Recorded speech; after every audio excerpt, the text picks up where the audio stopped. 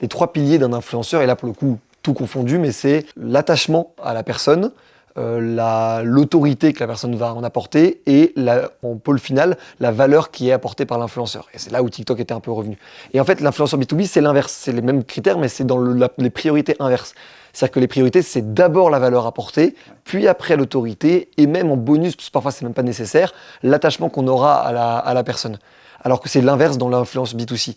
Et là où je trouve que c'est intéressant, c'est parce qu'en fait, comme c'est des gens à qui on la fait pas, c'est des gens qui vont se focaliser sur la valeur qu'on apporte. Et le respect, et donc du coup la crédibilité qu'on aura, ne sera jugée qu'à partir du moment de la valeur qu'on crée. Oui, puis d'ailleurs, on ne devrait même plus parler réellement d'influenceurs en tant que tel. Oui, créateur de contenu. Créateur de contenu, même ce qui nous vient le terme qui nous vient de Chine, d'Asie, pays de l'influence, Call.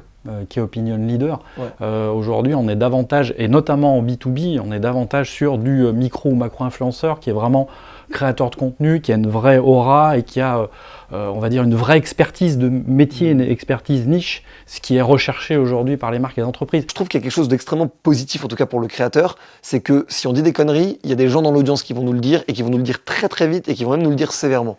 Donc je trouve qu'il y a une plus grande exigence, mais ça s'accompagne du coup d'une plus grande, entre guillemets, loyauté ou suivi des choses qu'on propose, que ce soit en termes de contenu, en termes d'ambition ou même parfois en termes de placement de produit. Je sais pas ce que tu en penses.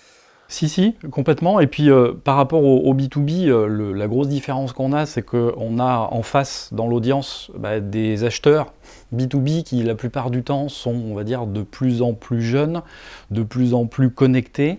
Les contenus ne seront pas optimisés de la même façon. En fait, c'est la grosse différence, elle est là, c'est la typologie des personnes qu'on va avoir en face.